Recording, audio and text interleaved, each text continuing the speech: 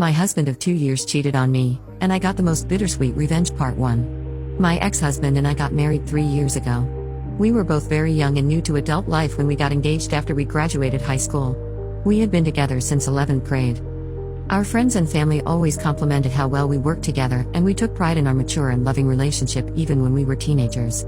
We never spent a night away from each other when we got our first apartment at 21 and 20. We had a rule: never go to sleep angry. Always resolve any issues before going to sleep. And that worked for us, so I thought. It is important to note that we come from very different backgrounds. My ex-husband grew up with middle-class parents and had 2 brothers and 2 sisters. He was the youngest. He has always been very popular and athletic. My parents split up when I was 4, and I moved in with just my dad. I was an only child and I was homeschooled until high school.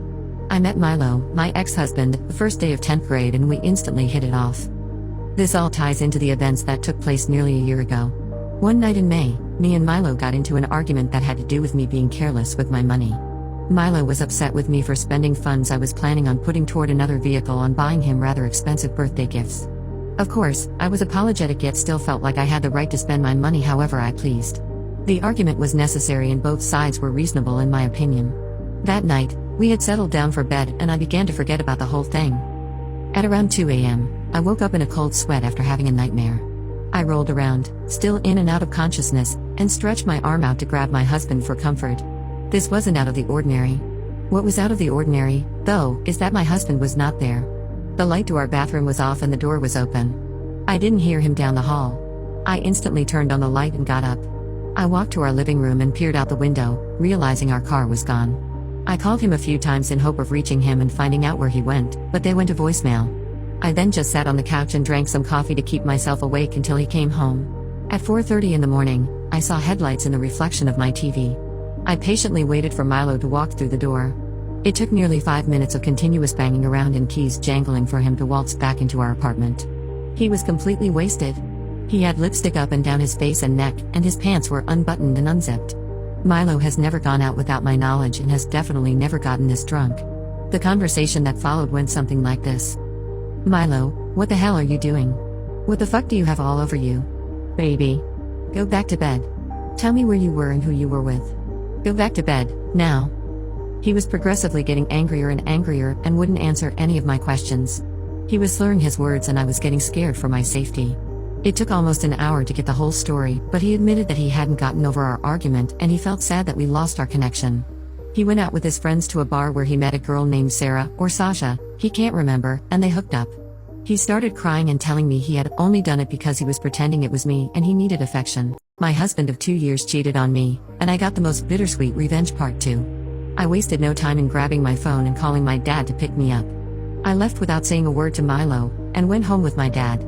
I wasn't going to tell anyone what had happened, but I instantly started crying when I got in the car and told my dad everything. He consoled me and told me I was free to stay at his place for as long as I needed. I went straight to bed when I got back, and woke up to over 20 missed calls and 100+ texts from Milo. I responded with a message that read, "I'll be back tomorrow to grab my things.